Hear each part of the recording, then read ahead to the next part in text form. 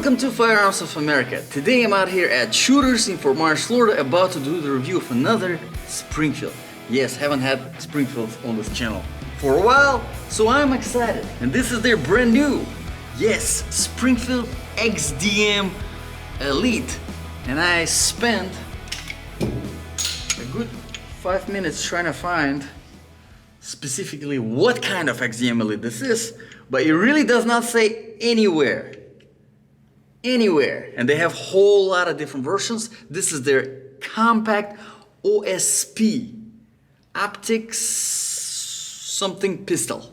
Optics something pistol, yes. Basically your MOS, right? It has the MOS, and they have a few different versions. They have the compact version, which is this one particular one is the 3.8-inch barrel, chambered in 9mm. They have obviously longer barrels, less capacity. This one is 14+1, which is I think very impressive, especially for a compact handgun like this, chambered in 9mm. Really good. We will talk about all these details later, but I wanted to start by saying there are a lot of options. So if this is not the XDM Elite that you like, they have plenty of other XDM Elites out there, even chambered in different calibers, like for example 10mm they have a gun. So let's get into this one. Check this little thing out. I mean, I have shot an XDM Elite before. It was the XDM Elite Combat. If you remember, in FDE, it was, well, probably like a year and a half ago. And it was fantastic gun. This is pretty much that in this little compact, easy to conceal, easy to carry version. So, let's put some few rounds through this very impressive magazine. Numbered only till 13. I don't know why it's only numbered till 13, but it's actually 14 rounds, which is, I mean, 14 rounds. 14 rounds, that's pretty much Glock 19 capacity only in this little compact package. Very impressive. Let's see how it shoots. Very excited. Magazine is fairly easy to load. As you can see, obviously it's double stacked to accommodate such a capacity. It is nicely tapered at the very top, and you probably already noticed the magwell here on the bottom, which comes standard, which is very nice.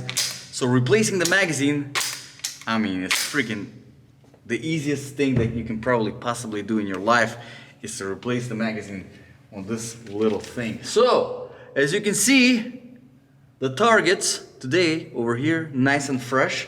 Thank you, Mr. Cody, for fresh targets over there. That's the price of having a steel targets on your range. You have to actually maintain them and paint them, and Mr. Cody does it over here. So let's do some shooting. Very easy to rack. Let's see. I like the sights. Very good sights.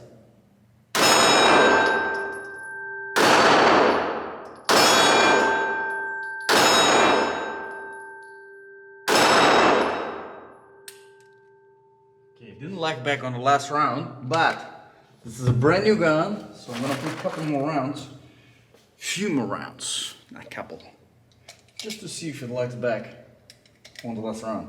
Plus, I'll try not to have my finger at all on the slide release. And let's see.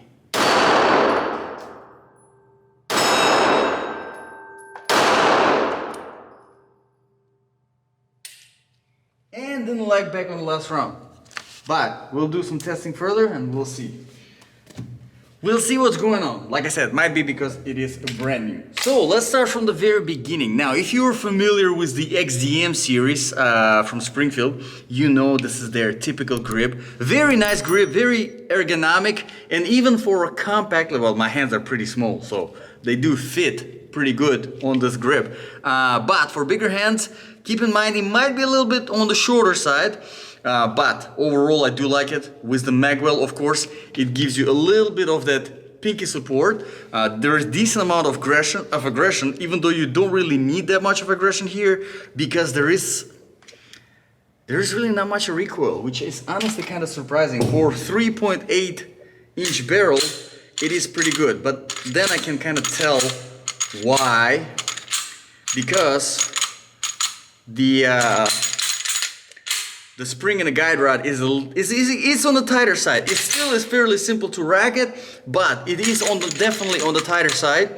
So it does a good job at handling the recoil, and also there is decent amount of mass to the whole gun. So there is enough of that mass that is needed for the energy absorption from the recoil. So pretty good. Okay, moving on to the mag release. As you can see, I already mentioned the magwell. Very nice, comes standard. Mag release over here. It is ambidextrous, nice little button on both sides. Very easy to operate, and I do like the fact that it doesn't just eject the magazine, it freaking spits it out. So makes it easier for a faster mag replacement. You probably noticed the beaver tail safety. Personally, I'm not really that big on this safety. It serves as a drop safety. It serves as, if you don't have your palm wrapped around the grip, you won't be able to fire. It won't fire. To me, it's a little bit of extra liability in a way, but we'll talk about that later. I think I'll mention it since I mentioned it, just kind of to see where I was going with this. So you see where I was going, not me, because I know where I'm going with this. Anyway, so we got the aggression on the grip, it's pretty good. We got some serrations at the front of the trigger guard. Again, if you're this type of gripper, you can do that. We got our slide release over here, which is one-hand operation, and it is ambidextrous. So yes, this gun is actually lefty friendly, completely lefty friendly right out of the box. Ambidextrous mag release, ambidextrous slide release. Now a little bit further down we have our disassembly lever, which this is a fantastic modular system that I really like to disassemble this gun. All you do, you lift this thing up while the slide is back, you lift it up, you release it, and the whole thing just boom, that's it. That's your disassembly. So maintaining this thing is like nothing at all. Then you just put it back, you slide it all the way back, you flip it down, boom, ready to go. Okay, pretty good. Let's put some couple more rounds through this, and then we're gonna talk about some safety features, because there are a few and they're not like the ones you think. No, it doesn't have any kind of manual safety, which is completely fine with me. I'm not a fan of those manual safeties anyway. Honestly, I'm not a huge fan of this safety either. It doesn't really bother me, but I would rather not have that at all. So if I was buying this gun, I'd probably completely what's the word? Disengage? Disable. There you go. Completely disable. Okay, so let's see if I can hit that orange right there at the very top, and let's see if it locks in the last round. All right.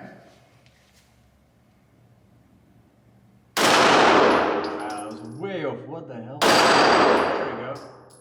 There we go. Now that's better. Okay, and as you can see, lock back on the last round. And don't worry about that, guys. I noticed the more I'm doing the reviews, gun reviews in general, the more I notice that when you get it out of the box, when it's brand new out of the box, you have these little here and there hiccups, but it only takes like 20 rounds to get the gun in a now normal proper shape. Make sure it is lubricated. This one is a little bit from the factory, but I don't do any kind of special preparation before testing. If it's brand new, it's brand new. I take it out of the box and I go shooting. And as you can see now, it's operating properly without any problems. So let's talk about the slide. The slide over here, as you can see, there's a very decent amount of grip on it. The serrations are fairly aggressive, so it's very easy. However you want to rack it, this way. For this gun, this is just perfect. As you can see, there are front serrations as well. Obviously, you have your MOS, which is SOP? No. OSP. Yes, OSP for Springfield. They have a version without it, which is a little bit cheaper. I think it's like $30–40 cheaper if you want to save some money and you're not planning to use any kind of optic. Let's talk about the safety features. Well, there's one of the safety features is on the trigger. We will skip that. We'll talk about it later when we talk about the trigger. But a few visual safety features, which I personally really appreciate. I think they're great.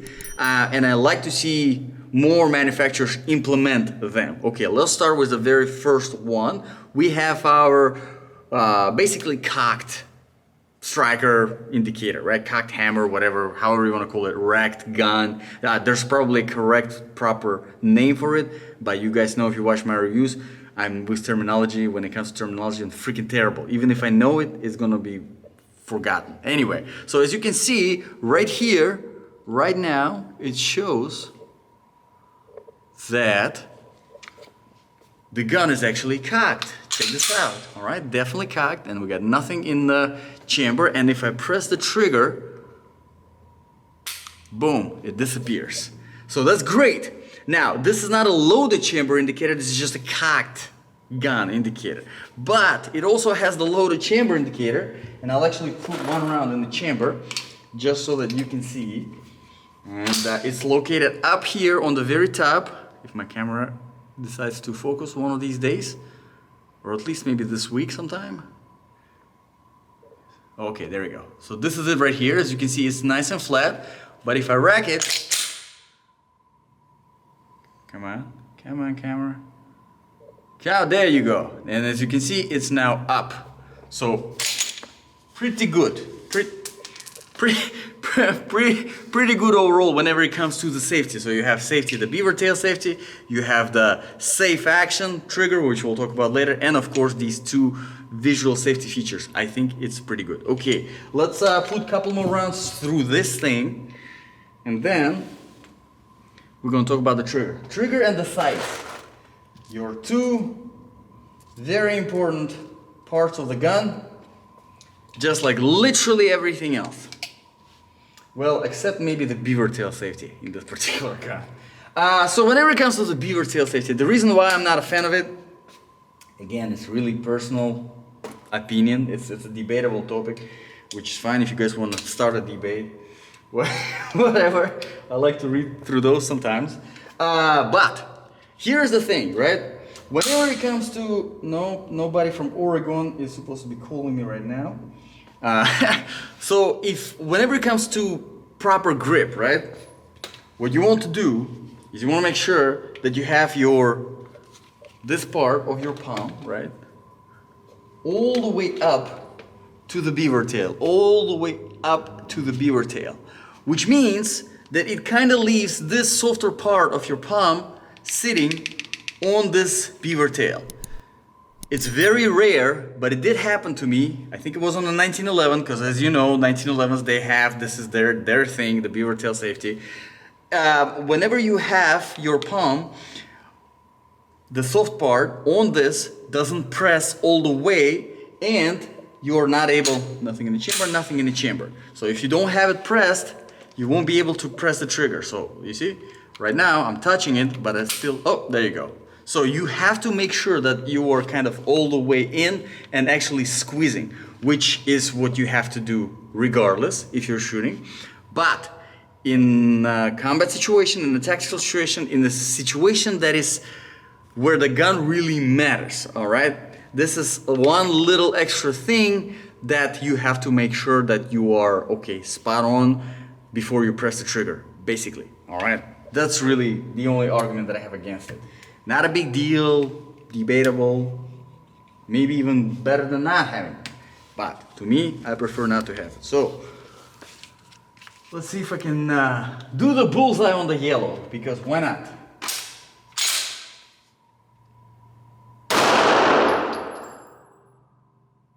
Did I do bullseye? It looks like it.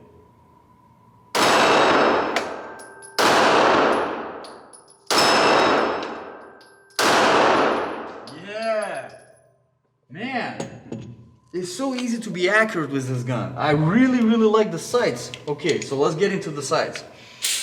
They are pretty cool. Check this out. So you have your 3-dot sight basically, which is more like a half moon on the back or whatever the hell that is.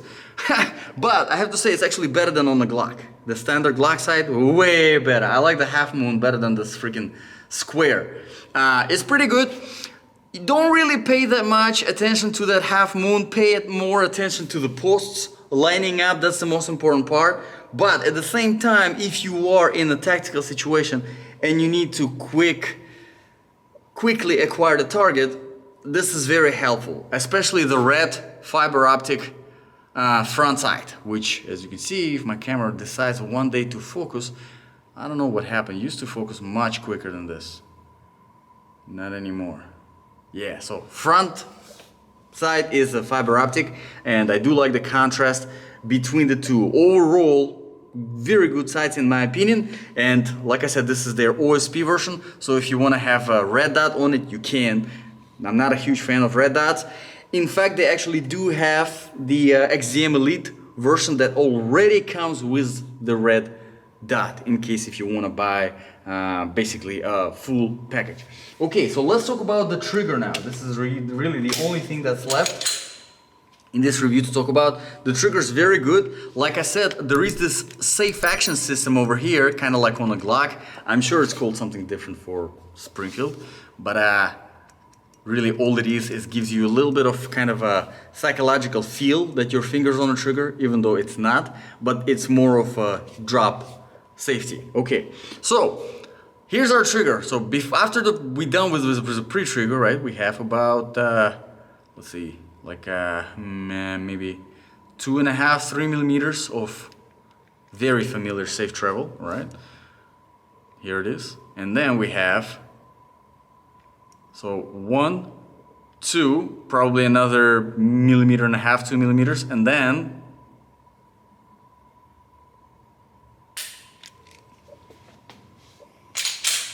let's see, 1, 2.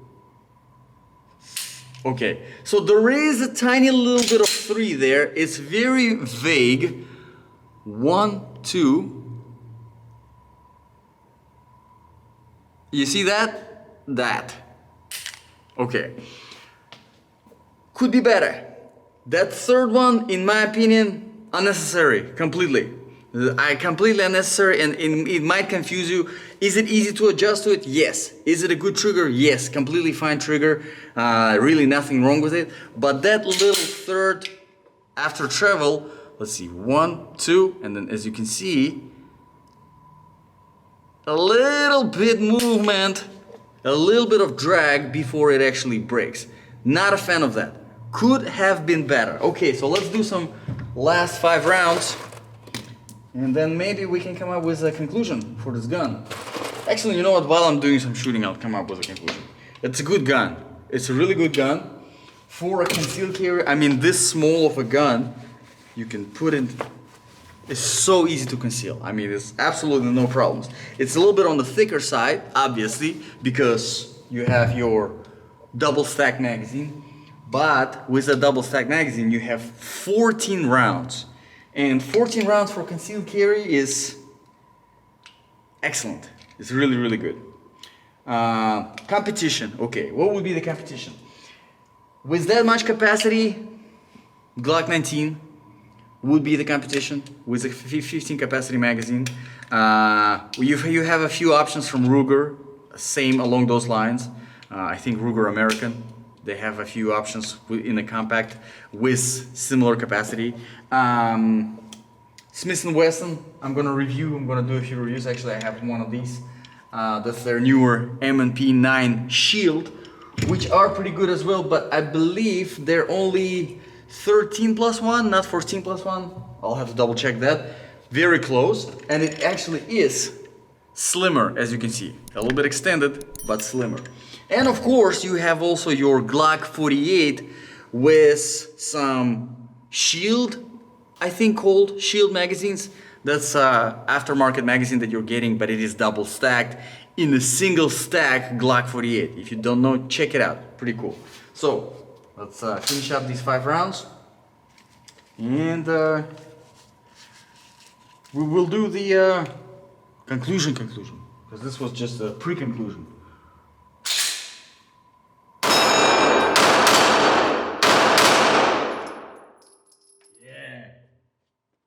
Nice lock back on the last round without any problems. So overall, I think it's a great gun. I think it's a really good gun, especially if you're a fan of the brand, if you trust Springfield. And really, that's kind of what I noticed in general with gun owners. It's more of their personal experience. Like, for example, for me, I've shot hundreds of different Glocks, and compared to everything else that I've shot, in my experience, that was the most reliable. A lot of people out there, they shot plenty of Springfields, and of all the guns they shot, Springfield was the most reliable, or the features, or whatever. So you have always this kind of brand loyalty. So if you have that, you're not going to be disappointed. Excellent gun, plenty of features right out of the box. I mean, if you want to go full size, if you want to go with threaded barrel and silencer ready sights, you have that too in the Springfield XDM Elite. In fact, I'll review one of those in the next couple of weeks. So, let me know in the comments below, guys, what do you think about this little Springfield pistol? If you have any requests for reviews, drop them in the comments below, and I will be happy to address them. Thank you very much, guys, for watching. This was Firearms of America from Shooters in Fort Myers, Florida. See you guys in the next video.